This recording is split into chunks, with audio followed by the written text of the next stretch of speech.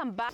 As long as we know the standards, then we can actually support them to comply. Then we can look also at our vulnerable populations who are most at risk.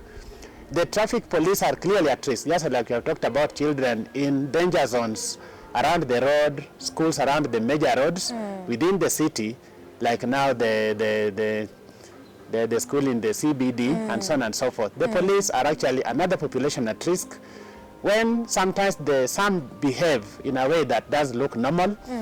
Maybe lead is not necessarily completely out of our system, because lead, by the way, brings a bit of neurological disorders, particularly the brain disorders. So you never know. Lead is a very major one. Yeah. And I saw a study where lead is being linked to mental health of children. Yeah, so it has reduced as part of the atmospheric pollutant. But that PM, lead could as well be there those years. But it is there, but maybe in traces right now. But you can't rule out the possibility that some fuel is still having lead, because we are having various grades of fuel. So that's an area where maybe compliance with maybe the required kind of regulations is important. The government should have a mechanism of monitoring clearly the quality of the fuel we use. Sulfur level, nitrogen level, because clearly when these ones burn, they bring what you call those acid gases and also the greenhouse gases. So the lower the quality, the amount of nitrogen and sulfate, the better for the quality, in fact even the price of the fuel. So maybe the government capacity to actually monitor this actually something that any support, whoever can give support, I think that's an area where people can support individual responsibility as a citizen within Kenya and of course elsewhere within Nairobi. Now, taking responsibility and avoiding polluting yourself, avoiding what you call the not in my backyard syndrome, and also not in my terms of office syndrome, which means it's not, you don't assume it is, you don't do it because it is not your job, somebody else being paid to do it. That's an attitude issue which is actually killing us in Nairobi here and elsewhere. Make green choices, avoid polluting process so that you can go for things, products which you find, or rather you are aware, pollute the minimal, the least. Flights these days have got those kind of declarations on their, they have got declarations on how much of carbon dioxide and so on, global warming kind of contribution. You can choose, make what you call making wise choices. Go for non-smoke kind of options, common fuel and others. Do personal what you call carbon footprint of product or water footprint of product, which means go for some kind of lifestyle which makes you contribute least to carbon, because carbon is the beginning of it all. Yeah, carbon, then everything else grows around there, because even methane is carbon there. Within the fuel, here there is also, within the same fossil fuel is sulfur and nitrogen, which again now greenhouse and sort of the acid rains and so on and so forth, climate change. So basically, it's about our lifestyle. Can we go green? Carbon footprint of product at individual level, you can calculate. Before you buy any product from a company, also calculate or know its declaration of its carbon footprint of product. They do it elsewhere. So it's important that we look at the rating of different entities and then we buy wise based on those kind of what is sort of declared.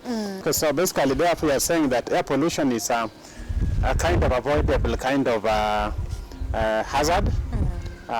Basically, therefore, when you inhale, you sneeze, you cough, and these kind of things, they reduce your efficiency, and therefore you cannot be as productive as you should be.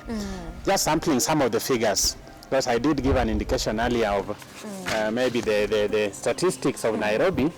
We are actually moving towards what you call the non-communicable diseases, with particulate matter estimated in 2050 it will be like killing people 3.6 million prematurely per year by 2050. And the number is increasing. By 2010 it was 1.4 million. By 2030, 2.2 million, but projected to be 3.6 million per year dying prematurely because of particulate matter exposure, both PM 2.5 and 10. Compared, well, also increasing is the ground level ozone deaths. Also increasing as indoor air pollution deaths. largely we know this leads to smoking and Yes. cooking using smoky kind of fuels.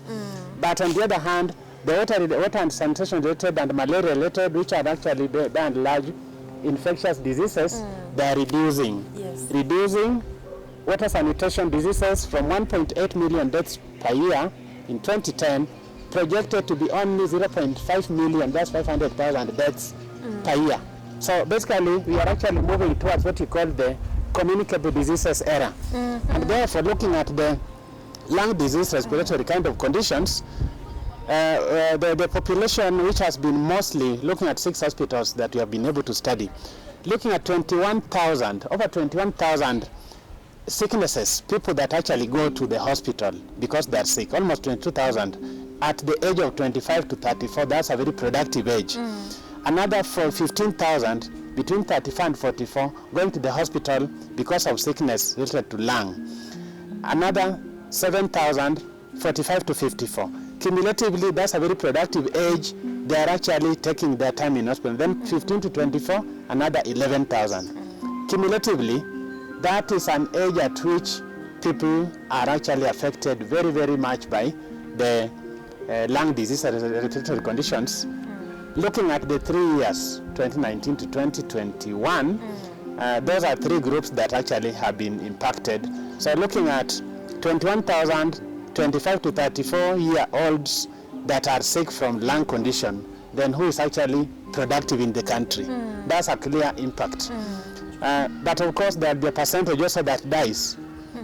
For instance, of the 21,000 of those aged 25 to 34, 50 would be dying. Of the 15,000 in the age category of 35 to 44, 64 are dying. And the proportion of deaths sort of increased by age because the elderly, 75 to 84 to up to 95, they tend to be sort of having this more or less as lifelong disease, which actually lead to their death. So there is more percentage death as the ages increase. Yes. So the ones at the lower ages, productive age, they don't necessarily die very much, but they become sick, and therefore productivity is reduced. The older ones, they're affected less in terms of numbers because they're also less in terms of the population, but then by proportion death, they die much more because it's like when the lung is rotten, it's rotten. Yes. So it's like a terminal kind of disease.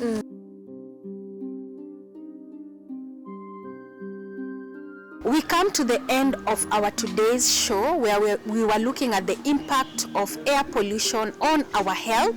You've heard for yourself how air pollution is affecting our health and therefore increasing the cost burden of our livelihood every day.